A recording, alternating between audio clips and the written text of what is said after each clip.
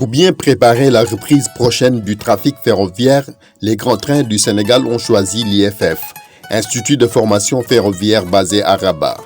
Ainsi, les GTS, sous l'impulsion de son directeur général, visent à renforcer les capacités de ses conducteurs et aides-conducteurs. C'est dans cette dynamique que M. Samba Ndiaye a envoyé 10 agents dans la capitale administrative du royaume chérifien pour suivre une formation pratique d'une semaine. La stratégie de GTS aujourd'hui, c'est de remettre les trains sur les rails.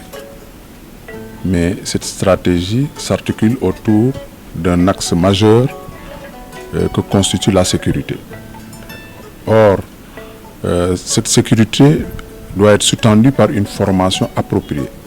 C'est pourquoi donc, j'entends faire de la formation un des axes majeurs donc, du développement de l'entreprise. Arrivé à l'aéroport international de Casablanca, la délégation des cheminots a été accueillie par l'équipe logistique de l'Institut de formation ferroviaire. Le lendemain, ils se rendent à l'IFF où ils ont été reçus par la direction générale avec les honneurs. Après la cérémonie protocolaire, place maintenant à la formation. Elle dure une semaine pendant laquelle les conducteurs de GTS SA ont été soumis à différents tests et exercices dans l'optique d'une remise à niveau complète. Il s'agit entre autres des discussions sur le règlement général de sécurité du chemin de fer sénégalais et celui de l'ONFC, Office national des chemins de fer. Au début, ça a été un peu difficile parce que le matériel est baisse, mais on vient petit à petit. Aujourd'hui, le programme les passages à niveau et la vitesse sur voie unique. D'ici ce soir, Inch'Allah, on pourra être au top. Les formateurs ont aussi élaboré différents scénarios suivant les attentes de GTS avec les simulateurs en matière de réflexe du conducteur. On les a envoyés dans un canton où il y avait une voiture garée en pleine voie. Ce qui nous intéressait, nous et les formateurs, c'était de voir la réaction. Donc, quand un conducteur aperçoit un obstacle sur la voie, dans un premier temps, surtout un véhicule, il doit klaxonner et freiner en urgence. Mais le deuxième scénario aussi consistait à le faire circuler sur une double voie. Donc, il y a deux voies vraiment qu'on a. Mais dans un premier temps, on les a fait subir peut-être un scénario. Le mécanicien conduit et en pleine voie, on lui a mis des pétards.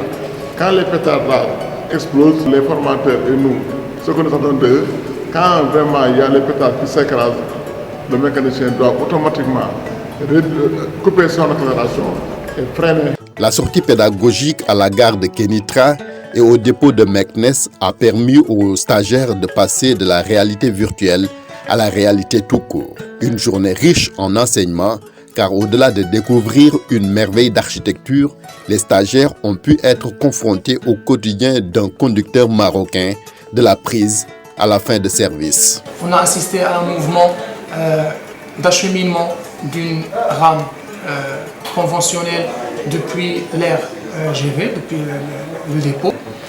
On a assisté ensuite à un mouvement d'un train-trainer qui a acheminé, le conducteur de manœuvre a acheminé une rame automotrice depuis la gare vers le GV. Pendant ce temps-là, une autre délégation des grands trains du Sénégal s'est rendue au dépôt de la gare de Meknès. Ici, elle a découvert les aspects organisationnels et techniques du dépôt de Meknès, les ateliers d'essieu et de maintenance. Ensuite, on a visité un peu le dortoir des conducteurs de ligne, des chefs de train et des agents commerciaux à train. On a monté en cabine de conduite pour voir comment le conducteur démarre son rame. Samedi 10 juillet 2021, dernier jour de formation. Les stagiaires ont d'abord été évalués. Une évaluation qu'ils ont réussi avec brio, au grand bonheur de leur formateur. C'était impeccable, c'était bien. On a passé de bons moments, mais on a bien respecté la chose que je disais toujours, parce que ça fait partie de mes attributions en tant que formateur. Le savoir acquis, il faut bien le transformer en savoir-faire. L'IFF, un institut qui forme aux différents métiers ferroviaires, fait de l'excellence son credo. Du coup, le Sénégal reste un partenaire privilégié. Le nombre de clients qui nous font confiance. En plus de l'ONCF et SNCF, nous recevons des clients de pays d'Afrique tels que le Sénégal, le Gabon, Côte d'Ivoire, le Cameroun, mais également Ouïghour d'Espagne. Nous avons avec le Sénégal noué des liens de confiance. D'abord avec la NCF, lors de la journée porte ouverte organisée en 2017, et nous avons rencontré à l'occasion des responsables de la NCF. Puis avec la CETER qui nous a confié des premières formations dès 2019. Et puis à présent avec GTS, avec une petite particularité en ce qui concerne le GTS, puisque nous avons commencé une relation à travers le panel sur la sécurité et la sûreté ferroviaire organisé par l'entreprise, à laquelle l'IFF a volontiers participé avec grand plaisir. Une semaine de formation qui s'est achevée dans la joie, signe d'un séjour réussi et apprécié au royaume chérifien. Ce n'est pas tout, car elle coïncide avec l'adhésion de GTS SA à l'UIC, Union internationale des chemins de fer. Ce que je retiens, c'est que j'ai retrouvé des agents requinqués. À les voir, à les entendre, on a senti qu'on avait des conducteurs de train doublement motivés.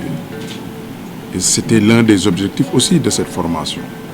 Parce qu'en ayant rencontré leurs collègues du Maroc, en ayant eu à pratiquer d'autres types de matériel, ils se sont rendus compte qu'il y avait lieu effectivement d'échanger avec d'autres acteurs du secteur ferroviaire. Ça, c'est un aspect de la formation.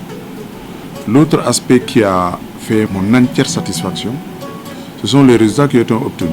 Puisque à la fin de la formation, j'ai participé à une visioconférence avec les autorités académiques de l'Institut de formation ferroviaire qui ont magnifié les compétences et la qualité de nos ressources humaines. Tout le processus que nous avons mené jusque-là, la formation de nos conducteurs au Maroc et bien d'autres formations que nous avons eu à faire, parce que le capital humain doit être un élément essentiel de la stratégie de développement de toute entreprise. Donc, à travers tout cela, les résultats ne se sont pas fait attendre, puisque le 8 juillet 2021, GTS a été admis à l'Union internationale des chemins de fer, ce qui est une marque de reconnaissance des institutions internationales. Une preuve de plus de la volonté de la Direction générale des GTS SA de remettre les trains sur les rails en toute sécurité.